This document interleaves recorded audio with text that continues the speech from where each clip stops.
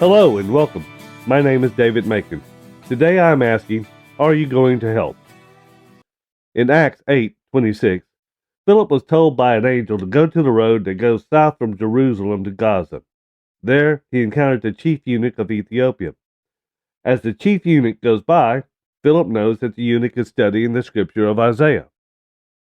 That has always jumped out at me because I wondered how Philip knew what the eunuch was studying.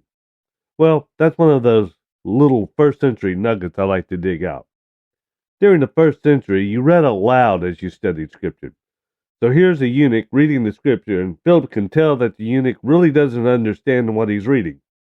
Seeing this, Philip offers to help the eunuch. The eunuch asks, how can he understand it unless someone explains it to me? Philip jumps up on the chariot and explains the scripture to the eunuch, explains how it is the good news and how Jesus is the Messiah. The eunuch accepts Jesus and gets baptized. A marvelous story. You should read it in Acts 8:26 through 38. Well, what do we learn here? This is not just a side story in the Bible. Everything in the Bible is good for learning. I think it sets an excellent example of what we should do today.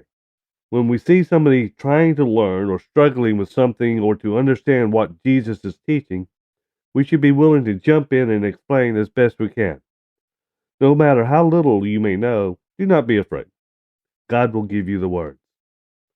That is why I asked in the title, are you going to help? Whenever I see that someone has questions, I make myself available to help answer those questions. Like Philip, I will even ask if I can help. I think that's very important that we try to help others to find answers and try to direct them to the right answer in the Bible.